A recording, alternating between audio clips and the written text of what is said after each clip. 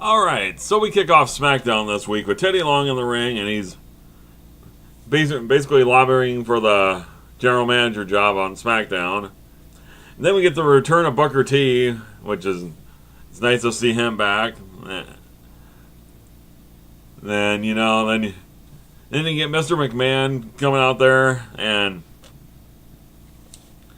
he's gonna give Teddy Long a job evaluation, kind of like what he did with Vickie on Raw, like a week or so ago. And then on to save the segment, you get Brad Maddox, the Raw general manager. He comes in to interrupt. He kind of wants to throw his 2 cents in the ring for SmackDown as well. But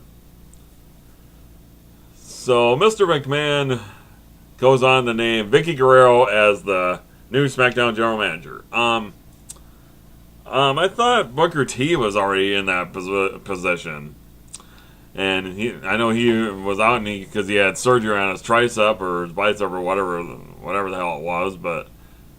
And Teddy Long was kind of setting in for him, but Mr. McMahon names Vickie Guerrero as the SmackDown general manager after she got fired on Raw. Well,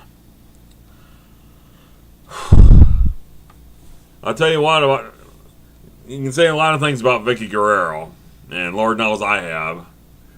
But one thing you can definitely say about her is that she draws heat. She's probably the most hated person in wrestling. I'm not just talking WWE. She's got to be the most hated person in wrestling. How she hasn't won Pro Wrestling Illustrated's most hated wrestler of the year for like the last 4 years is beyond me. Because all she has to do is open her mouth and the boos just come cascading down from the rafters. I mean, seriously. Whew. Well, she's just saying that she hates all the fans, and I'm sure it's mutual. Okay, so after Dolph Ziggler kicked AJ Lee to the curb on Monday Night Raw, he's in a match against Jack Swagger, which didn't last very long, and he just hit the zigzag out of nowhere and got the pin. Then he cuts a promo afterwards where he said he was sorry that he didn't get rid of her sooner, and AJ Lee and Big E were watching from a monitor in the backstage area, and predictably she just goes all batshit crazy again, like she's prone to do, and Big E's trying to calm her down, and it looks like they're maybe gonna play a little game of tonsil hockey or something, but he ends up kissing her on the forehead. Well, what are they gonna do? Are they gonna tease them having a relationship now? Well, it would only make sense. AJ's only been with half the roster. So we have a rematch of what was on the pre-show of Money in the Bank, which in this match should have been on the regular card because it was actually a pretty good match from what I understand. I did not see it. But Rollins and Reigns against the Usos. This match never started because the bell never rang, and they're just kind of getting into it. And Ambrose comes out to help the other members of the Shield. And then what do you know? You get Mark motherfucking Henry, Smokey the Cat's favorite wrestler, who comes down to help the Usos after what happened to him on Monday Night Raw, where he suffered the triple powerbomb. Can you say face turn, motherfucker? Okay. How fucking stupid does the WWE think we are? They showed another instruction manual on how to install the WWE app on your iPhone. Granted, I don't have an iPhone, but still. How many instruction manuals do we need to see on how to install the WWE app on your freaking phone? Ridiculous. Okay, for those of you that were complaining why Daniel Bryan didn't win the Money in the Bank briefcase, this is why. Daniel Bryan against Wade Barrett. This match didn't probably last about 2 minutes. And you see how fucking over Daniel Bryan is? That is why he didn't win Money in the Bank. And that is why by God, I hope he beats the hell out of John Cena at SummerSlam. That's why. Then you had a short but sweet Miz TV segment with Paul Heyman. Miz basically gives Heyman the floor about what happened with CM Punk and Brock Lesnar. And, you know, it's not really a talk show when you just give somebody like Paul Heyman the open floor, you know? And about after 5 minutes, Miz just leaves, and man, that's segment just basically was what it was, I guess. Okay, here's a match that we've seen about 5 times in the last 2 weeks. Curtis Axel against Chris Jericho for the IC title. Axel ends up going over clean with some kind of, I don't really know what move you call that, but he had the distraction from Heyman, and that's about it from there. Jericho's probably going out the door here soon, and hey Chris, I'll see you in September in Waterloo with your group Fozzy. But then Ryback comes out there to pick the bones, I guess just to send Jericho on his way until probably Royal Rumble time, I guess.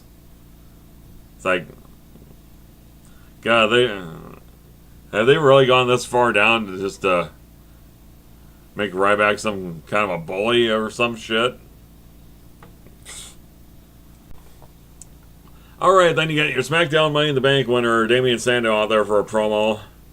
And kind of like what Mr. Parkins said on his review, it's like, it's kind of nice to see your SmackDown Money in the Bank winner get some mic time, you know? And he still claims that he and Cody Rhodes are best friends, and he forgives him for attacking him on Raw. So Cody's out there, and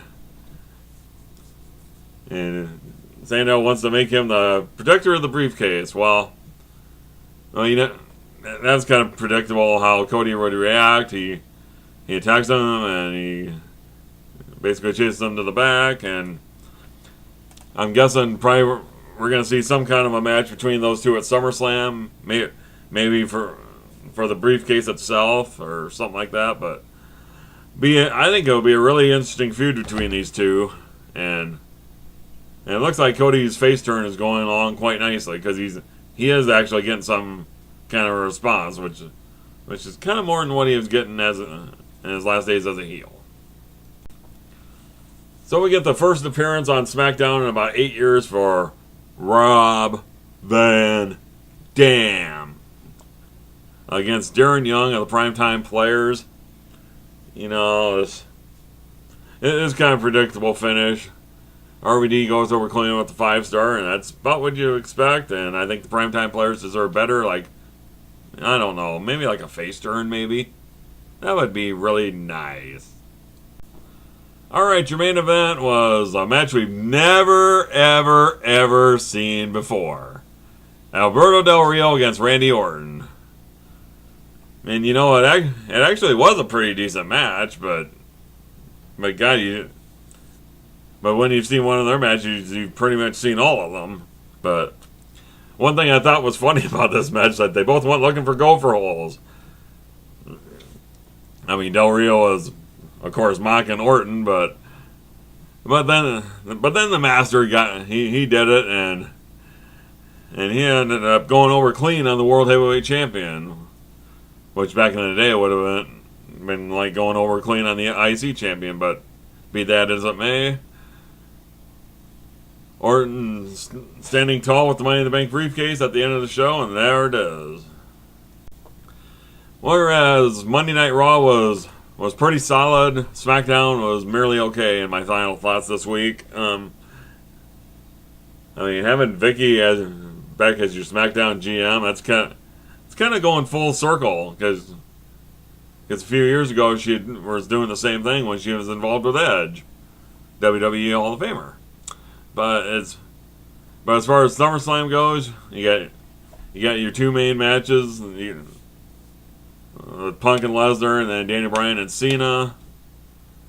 Then as far as like the rest of the card, I guess We're probably going to see a match between Damian Sandow and Cody Rhodes.